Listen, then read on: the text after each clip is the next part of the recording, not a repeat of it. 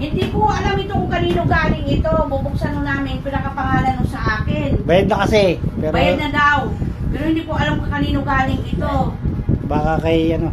Ito, baka galing sa aking kaibigan ito. Salamat. Ito, bubuksan ko na ho ito. Kung ano yung laman nito. Hindi ko nga alam ito kanino ito eh. Sira na yung ano. Kanino kaya ito? Yun. Ay, electric fan. Ito, buksan ko na. Nagulat na ako eh. Hindi ko alam eh. Alam pala. Ayun, electric fan na. Oh. Galing sa aking kaibigan. Yan, itry mo natin.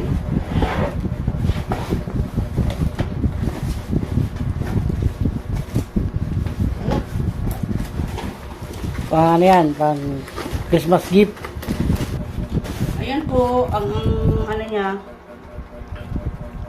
Thank you sa aking kaibigan. Sa kanya ho galing ito. Ay, ano mag-asimbol? Ayun pala siya. Ayan o, ina-asimbol ng asawa ko ngayon. Ayan. Bagong taon pa rin. Pasensya na ho sa ingay. Tigas. Ay.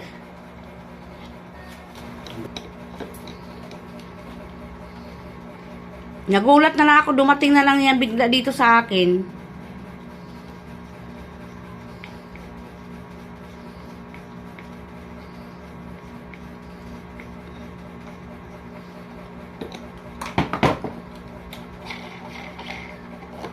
Ano pala yun?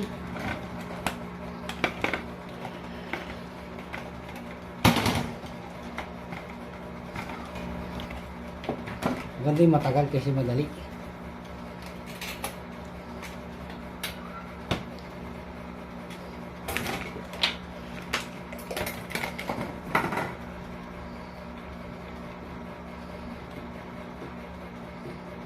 Ayan na guys, asimbuli na ng asawa ko yan.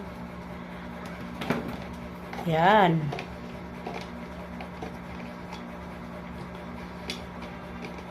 Kapag dating kaibigan namin dito, may electric pa na kami. Kaya ayan.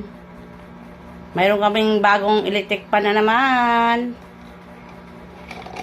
Mainit daw kasi dito bahay namin. Thank you so much sa aking kaibigan.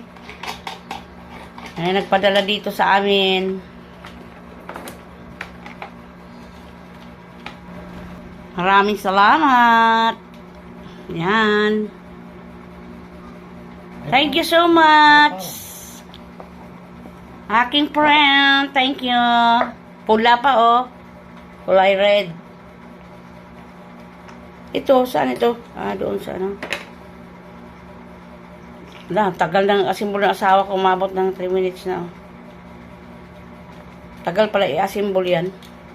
Pwede naman itong cut, di ba? Diyan sa ano.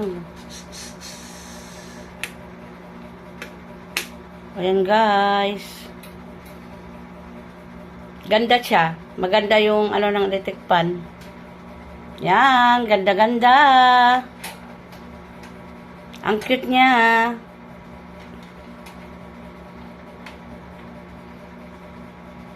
Ayan.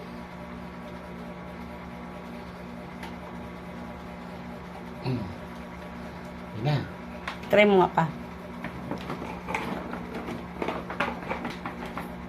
Ayan, aandar na yan. Para to jeep. Yari na ito si Shopee pag ayaw umandar eh. Ayan, thank you so much sa aking kaibigan. Ang lakas. Thank you. God bless. Ang bait mo talaga.